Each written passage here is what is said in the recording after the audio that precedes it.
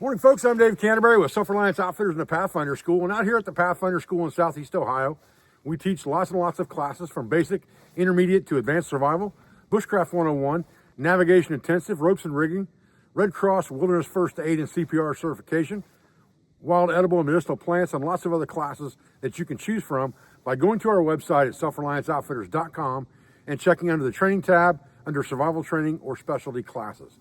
I'd love to see you out here for a class in 2025. We just finished up a fire mastery class yesterday, and we had about 14 students-ish, and out of that 14 students, we had 99% successful bow drills and about 85% successful hand drills, and many of them for the first time they'd ever attempted either one.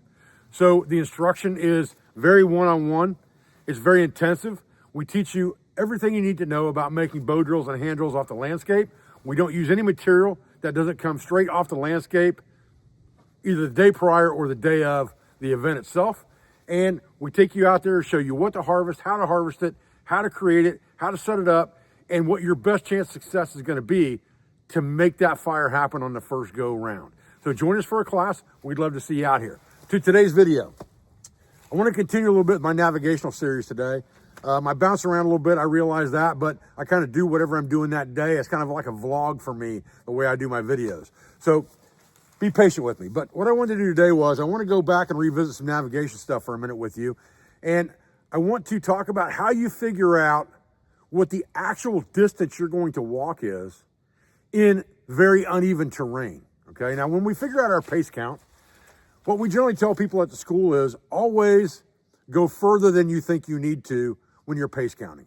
And the reason for that is undulations in terrain, okay? But if you are in terrain that is very steep, very angular, lots of hollers, lots of hills, lots of valleys, things like that, like it is here in Southeast Ohio, in Appalachia, you get a lot of stuff where you're doing this, and then this, and then this, and then this, and all of that is different than the straight line distance you measure on a map, which is a two-dimensional representation of three-dimensional terrain. So obviously, the distance between here and here over the top is much different than this distance is straight flat line.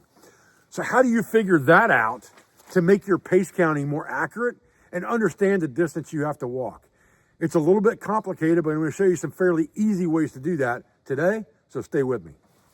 Okay, so when we're looking at a map, we're looking at two-dimensional drawing of actual three-dimensional terrain. So when you look at these contour lines, you have a valley here and everything's going uphill to these hilltops from the valley. So if you're walking from, say, this wetland area and you wanted to go over to this hilltop, you're going to have to, if you don't use Terrain Feature Association and walk all the way around, and you want to take the shortest distance, you're going to walk this direction and you're going to go uphill once, downhill, and uphill again.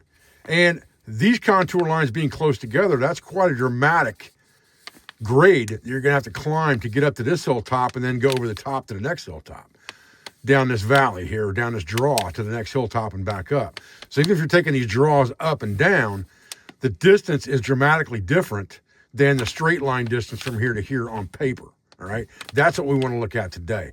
How much distance does it add walking in straight line distance from here to here, calculating the uphills and downhills of the terrain and not just the straight line.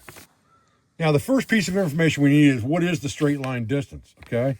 And if we say that we're in this depression or wetland area here and we want to travel to this hilltop, and we're going to go straight across the terrain to do that instead of walking all the way around and taking the creek bed around, then we need to know what that distance is. And because we're using a 1 to 10,000 map, 1 centimeter equals 100 meters, 10 centimeters equals 1,000 meters. So we're at going to be about 1,150 from one to the other. So that's 1,150 meters. So let's just find a blank page here real quick and write down 1,150 meters. And this is map distance, okay? Now, we're going to use these contour lines to give us the next piece of information that we want. And understanding that on this map, the contour interval is 20 feet, we need to convert that to meters because we're measuring everything in meters. Our pace count and everything is in meters. So if each contour line on this map is 20 feet, according to the marginal information, that's about 6 meters. So each one of these lines equals 6 meters of elevation. So now we need to figure out how much elevation change we're going to have between point A and point B. All right. So we can just count contour lines to figure that out. Now, if we're going to do the math, we're going to use Pythagorean theory to do that. And so what we're going to do is we're figuring right now, we're looking at an elevation here. We're looking at a straight line distance here. And we're looking at the length of this line. And then, of course, we have to figure out the length of the line going this direction, which the elevation may be different, right, on one side than it is the other. And then we hit the valley, and we have to figure out the elevation going back up to the next hilltop, because when we're looking at this thing three-dimensionally, that's what we're actually walking, okay? So if we want to figure this out by Pythagorean theory, what we're going to do is a squared b squared equals c squared. So what we're going to do is we're going to take this information that we have here, and we're going to look at the map where we start, which was in this wetland. And again, we're going to count the uphill first to the nearest hilltop. So 1, 2, 3, 4, 5, 6, 7, 8, 9, 10, 11. 11 contour lines times 6 is 66 meters. So we have 66 meters of elevation here. And the straight line distance from there, we also need to know. So the straight line distance from this to this is, from the center of the wetland area to the center of that saddle, is 350 meters, all right? So this is 350 meters. This is 66 meters, and we're trying to solve this, okay? We have to do these one at a time if we want to do it like this, but that's not a problem, all right? Now, I've gone ahead and taken the liberty of doing the math, so you don't have to sit there and watch the boring math, okay? But we're using the Pythagorean theory, a squared plus b squared equals c squared. So we're basically taking each leg of this journey, starting at this, and we're counting how much elevation we have up, how much elevation we have down, and how much elevation we have going up again to get to the point we're walking to. And then we're taking each one of those legs, leg 1, leg 2, leg 3. Leg 1 was 450 meters, leg 2 was 450 meters, leg 3 was about 230 meters the way I measured it. These are elevation changes lengths, okay? So you can see that those numbers don't quite add up. 450, that's 900, and 230 is 1130. We figured out 1150, but I was only measuring the elevations on that, okay? I wasn't measuring any flat line distances in the creek beds and things like that. That's the difference in those numbers. Now, if you take a squared plus b squared equals c squared, the first leg is 455 meters, second leg is 451 meters, third leg is 234 meters, all right? So that increases this leg by 5 meters, this leg by only 1 meter, and this leg by only 4 meters. Total increase of that is 10 meters. Now you say, geez, 10 meters, that wasn't even worth figuring that out, because 10 meters ain't that far for me to walk in my pace count. All right, so now that we know that, and we got that 10 meters down, and we're like, okay, well, that's no big deal. Let's talk about why it is a big deal and what other factors we have to think about with that, all right? If you look at information on the internet, it's going to tell you that when you're going uphill, your paces are going to be shorter. When you're going downhill, your paces are going to be longer, which means your pace count is going to decrease going downhill 100 meters, and it's going to increase going uphill 100 meters. What I would tell you is that it's going to increase in both cases, especially in the eastern woodlands, especially off trail. There's a whole different ball game between walking on pavement or some type of road, unimproved roadway that you're walking downhill. Your paces may very well be longer than your normal pace count. All right. However, if you have unsure footing going downhill in eastern woodlands and dry leaves, mud, clay, rocks, all those types of things, your paces are going to be shorter because you're going to be having unsure footing. You're going to be checking every single step. And it's going to be the same way uphill. So your pace count is going to increase for 100 meters, both directions, in my opinion. Now, let's say it only increases by 4 paces. Let's say your pace count is 62 and it goes to 66. All right, 62 normal, 66 terrain. Okay. Now, most of the time when we figure our pace count, we average it out.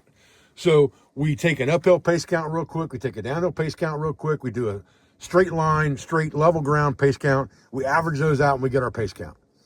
Now, if we are in uneven terrain nearly the entire time, like in this scenario, we had to walk uphill, downhill, a very short distance across and uphill again, we need to use the pace count that's our increased pace count. If we're going 1,150 meters and we're going to increase 4 paces every single 100 meters, then that's basically 11 and a half times 4, which is about another 50 paces. All right, so there's 50 paces added right there. Our 10-meter pace count, again, uphill, all right, we take this 66, that's 6.6 paces. So now we're at 56 paces more. 56 more paces is very, very close. I mean, within 10 paces of our 100-meter pace count that we could be off when we're factoring how many paces it's going to take us to walk from point A to point B. It's very, very simple for us to be off by almost 100 meters in that case if we don't calculate things out and understand exactly what we're looking at in the terrain and with our elevation.